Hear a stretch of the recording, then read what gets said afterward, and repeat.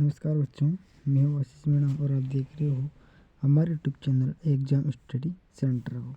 आज की इस वीडियो में हम चर्चा करेंगे क्लास 10th की अर्धवार्षिक परीक्षा 23-24 की चल रही है उसके बारे में।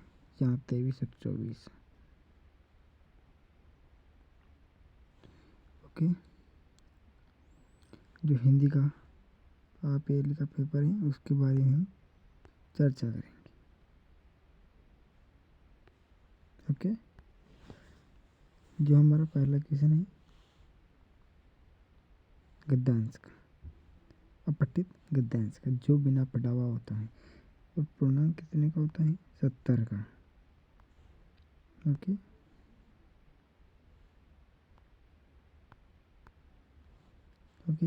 तो हम पैराग्राफ गद्यांश को नहीं पढ़ेंगे, डायरेक्ट पर्सन को पढ़ेंगे।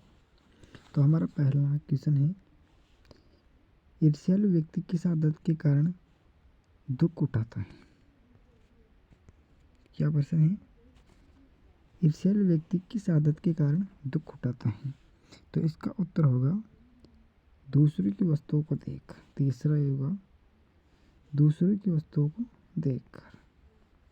ओके, दूसरा क्वेश्चन है हमारा, ईर्ष्यालु अपनी पास की वस्तुओं से आनंद नहीं ले पाता, क्योंकि जो ईर्ष्यालु व्यक्ति होता है वो जो अपने पास उसके पास जो वस्तु होती है उनसे आनंद नहीं ले पाता है। क्यों? क्योंकि उसकी लालसा और अधिक पाने की होती है। जो उसकी लालच होती है ना, जिव्या, वो और सोचता है कि मुझे और अधिक मिले, इसीलिए वो उसकी लालसा अधिक पाने की होती है। ओके, अगला क्वेश्चन है तीसरा क्वेश्चन है, अपने अभावों के बारे में निरंतर सोचने से ईर्ष्यालु व्यक्ति कैसा अनुभव करता है? अपने अभावों के बारे में निरंतर सोचने से ईर्ष्यालु व्यक्ति कैसा होता है? नहीं ले पाता है, आनंद नहीं ले पाता है। तो उसका उत्तर होगा, एक मिनट रुको यार, एक मिनट। अपने अभाव के बारे में निरंतर सोचने से ईर्ष्यालु व्यक्ति कैसा होता है? तो वो होता है दूसरों के विनाश में लग जाता है। क्या होगा? दूसरों के विनाश में लग जाता है। ओके, चौथा है, ईर्ष्यालु शब्द में प्रयुक्त प्रत्यय हैं। ईर्ष्यालु शब्द में प्रयुक्त प्रत्यय हैं। तो इसका उत्तर होगा चौथा लो। क्या होगा? लो होगा। अगला क्वेश्चन है पांचवा, उपयुक्त गद्यांश का उपयुक्त शीर्षक है। जो ऊपर दिया गया गद्यांश है उसका शीर्षक क्या है? तो उसका शीर्षक होगा ईर्ष्या। क्या होगा? ईर्ष्या। ओके, हमारे पास दूसरा क्वेश्चन है, निम्नलिखित अपठित काव्यांश वो गद्यांश था क्या काव्यांश है? ये इसको नहीं पढ़ना है, ये गलत है। निम्नलिखित अपठित काव्यांश को पढ़कर पूछे गए प्रश्न के उत्तर लिखिए। तो हमारे पास पहला प्रश्न है, सॉरी गद्यांश है, तो प्रश्न ये है। ओके, तो हमारा पहला प्रश्न है काव्यांश का, ऋषि मुनि व साधु संत नमन करने योग्य। ऋषि मुनि व साधु संत नमन करने योग्य हैं, क्योंकि तप श्रम एवं संयम का आदर्श प्रस्तुत किया है। तो इसका उत्तर होगा पहला, तप श्रम एवं संयम का आदर्श प्रस्तुत किया है, ये बताया है। दूसरा प्रश्न है, अस्सी धारा पर चलते हैं, अस्सी धारा पर चलते हैं से क्या आशय है? तो इसका उत्तर होगा दूसरे का, लोकहित में कष्ट झेलते हैं। क्या होगा? लोकहित में कष्ट झेलते हैं। ओके, ये हो गया। तीसरा है, तीसरा है हमारे पास, दीपक के समान जलकर वह कैसा हो जाता है? दीपक के समान जलकर वह हो जाता है, जन जीवन को संवारते हैं। जल जीवन को संवारते हैं। ओके, चौथा प्रश्न है, निरंतर शब्द का समानार्थक पदांश से चुनिए। निरंतर शब्द का समानार्थक अर्थ क्या होता है, बताओ क्या होता है। तो इसका उत्तर होगा थर्ड, अविरल। क्या होगा, अविरल। अगला क्वेश्चन है पांचवा, उपयुक्त गद्यांश का शीर्षक है।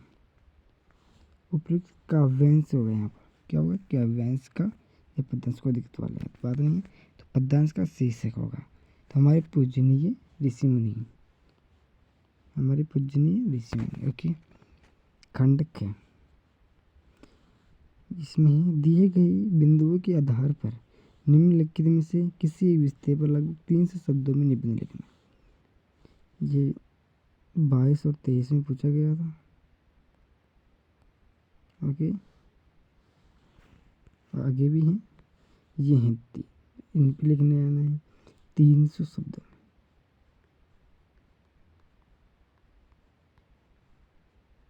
में, जब आपको 5 नंबर मिले। ओके, अगला क्वेश्चन है, संयुक्त क्रिया को उदाहरण सहित समझे। क्या है, क्या है, संयुक्त क्रिया को उदाहरण सहित समझाइए। तो इसका उत्तर है हमारे पास, लेकिन मैं आपको लिखकर बताऊंगा इसका उत्तर। ओके, संयुक्त क्रिया को उदाहरण सहित समझना है तो किसे कहते हैं, तो संयुक्त क्रिया कहते हैं दो या दो से अधिक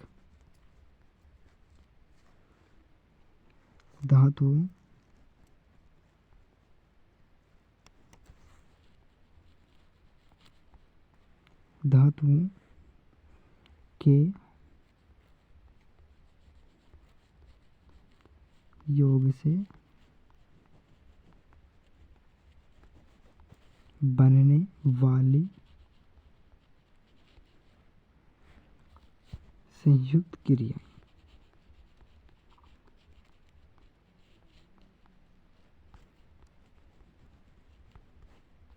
ओके, ये हमारी संयुक्त क्रिया है। दो या दो से अधिक धातुओं के योग से प्लस से बनने वाली संयुक्त क्रियाएं कहलाती, संयुक्त क्रियाएं कहलाती, बनने वाले क्रियाएं, क्रियाएं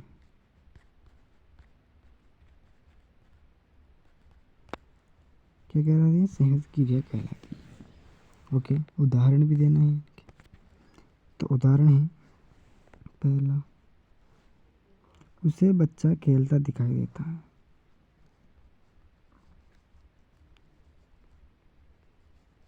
उसे बच्चा खेलता दिखाई देता है। दूसरा है, वह सवेरे दौड़ लिया करता है। वह सवेरे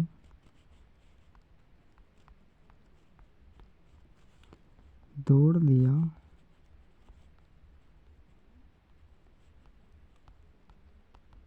करता है। ओके, ये हमारी संयुक्त क्रिया हो गई। पांचवे का पहला संयुक्त क्रिया हो चुकी है पूरा कंप्लीट। ओके, इन दोनों को हम हटा देते हैं।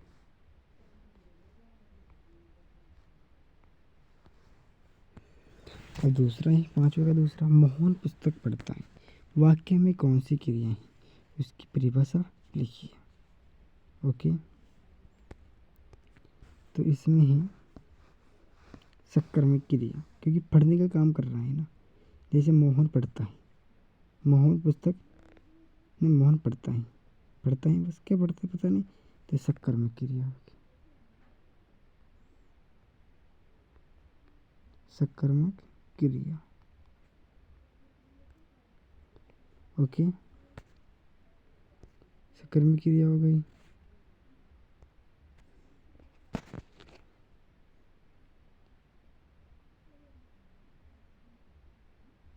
सकर्मक क्रिया।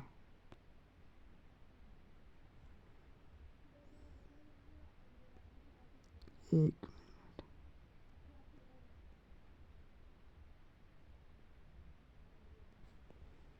ये हो गई सकर्मक क्रिया की परिभाषा।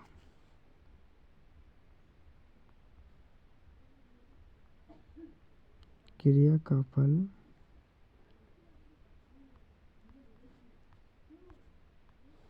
कर्ता पर नहीं कर्म, क्रिया का फल कर्ता पर नहीं कर्म पर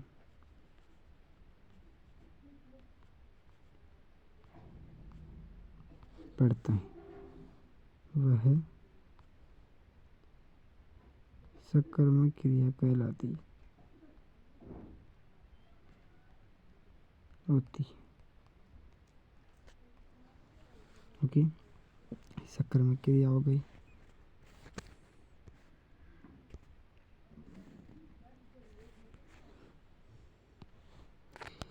अभी हमारे पास तीसरा क्वेश्चन, समास किसे कहते हैं? समास कितने प्रकार के होते हैं, नाम लिखिए। तो ये होते हैं 6 प्रकार के। पहला है अव्ययी भाव समास, अव्ययी भाव। दूसरा है द्विगु समास,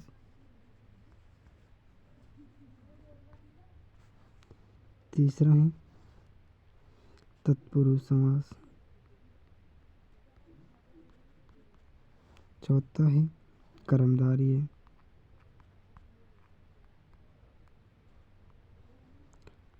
पांचवा है बहुव्रीहि,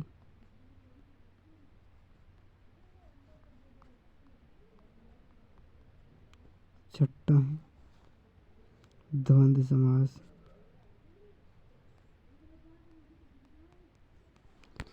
अव्ययी भाव हो गया, द्विगु हो गया, तत्पुरुष हो गया, कर्मधारय हो गया, बहुव्रीहि हो गया, द्वंद्व हो गया। 6 हो गई। ओके, अगला है कर्म के आधार पर क्रिया के भेद लिखिए। कर्म के आधार पर क्रिया के भेद 2 होते हैं, सकर्मक और अकर्मक। ओके, पांचवा है बहुव्रीहि समास के 2 उदाहरण लिखिए। बहुव्रीहि समास के 2 उदाहरण होगा शूलपाणि,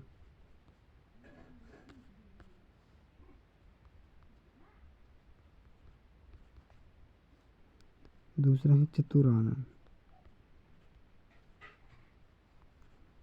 ओके, अगला है सुरताज हो जाना मुहावरे का अर्थ व वाक्य प्रयोग कीजिए। क्या प्रश्न है? सुरताज हो जाना मुहावरे का अर्थ व वाक्य प्रयोग कीजिए। तो इसका उत्तर है अर्थ। इसका अर्थ है सबसे श्रेष्ठ हो जाना।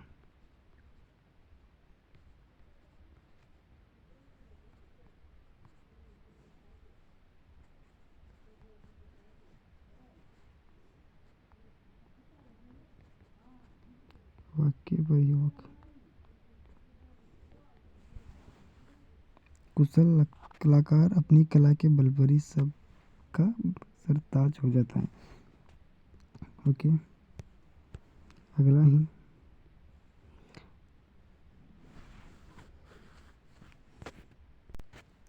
तुरंत दान मां कल्याण अर्थ बताते हुए वाक्य प्रयोग कीजिए। इसका अर्थ होगा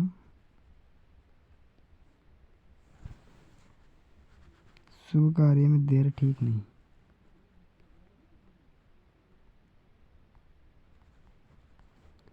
शुभ कार्य में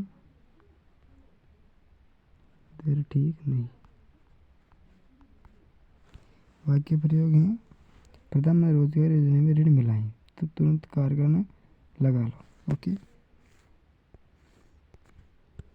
अगला है इत प्रत्यय से बनने वाले 2 शब्द लिखिए। इत इत प्रत्यय से बनने वाले दो शब्द, इसमें होगा आनंदित,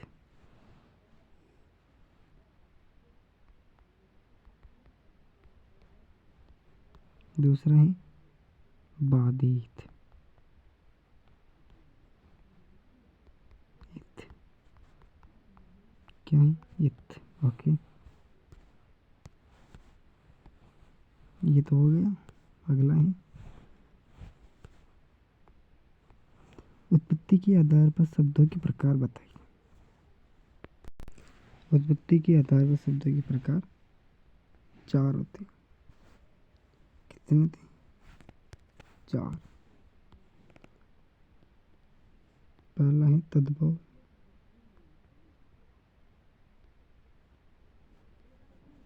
दूसरा है तत्सम, तीसरा होगा देशज, चौथा है विदेशी। हिंदी में, संस्कृत में दोनों ज़्यादा चलते हैं। ओके, हिंदी में दोनों भी चलते हैं। अगला है संधि विच्छेद करके संधि का नाम लिखिए। ओके, पहला है भोजनाल, तो इसमें है भोजन प्लस आल।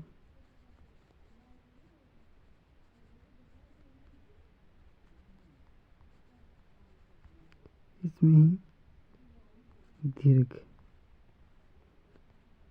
स्वर संधि।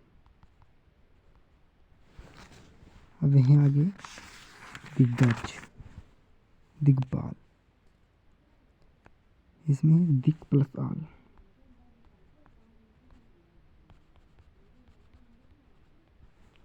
इसमें है व्यंजन संधि। ओके,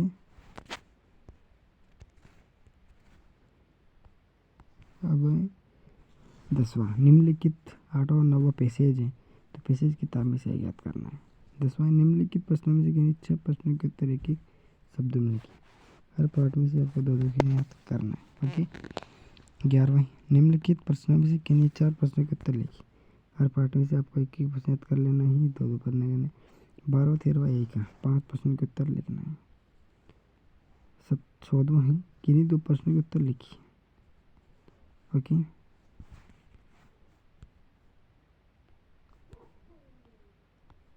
ये है लास्ट क्वेश्चन है ये 15वां, तो आपको इन्हें याद करना है। ओके, ये क्वेश्चन था शायद चौथा, वो रह गया था, वो था 75। 75 आपको याद करना है 5। ओके, ये हमारा हिंदी का पेपर पूरा हो चुका है। इसको अच्छी तरह से आपको याद करना है।